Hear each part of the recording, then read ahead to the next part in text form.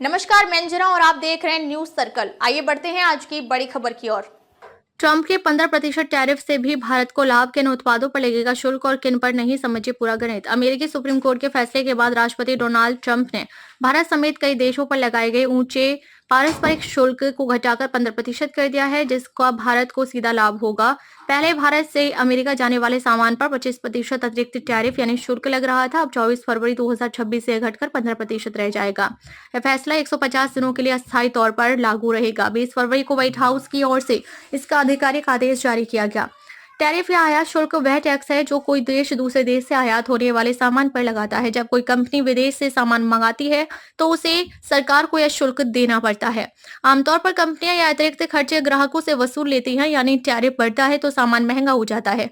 उदाहरण के तौर पर अगर किसी उत्पाद पर 5% सामान्य आयात शुल्क है और सरकार 15% अतिरिक्त टैरिफ लगा देती है तो कुल शुल्क 20% हो जाएगा। भारत अमेरिका के बीच पहले चरण के व्यापार समझौते का कानूनी मसौदा तैयार करने के लिए भारतीय प्रतिनिधिमंडल 23 फरवरी से वॉशिंगटन में बैठक करेगा।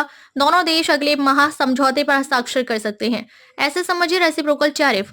रेसिप्रोकल टैरिफ यानी पारस्परिक शुल्क शब्द का इस्तेमाल सबसे पहले अमेरिका ने किया। 2 अप्रैल 2025 को ट्रंप प्रशासन ने भारत सहित करीब 60 देशों पर रेसिप्रोकल टैरिफ लगाने की घोषणा की थी।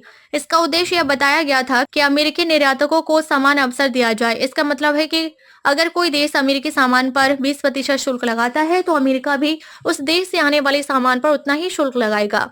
यह शुल्क पहले से लागू सर्वाधिक पसंदीदा राष्ट्र यानी MFN ड्यूटी के ऊपर लगाया जाता है, यानी यह अतिरिक्त टैक्स होता है। भारत पर कब और कैसे लगा अमेरिकी टैरिफ? पिछले साल 2 अप्रैल को अमेरिका ने भारत पर 26% रेसिप्रोकल टैरिफ लगाने की घोषणा की।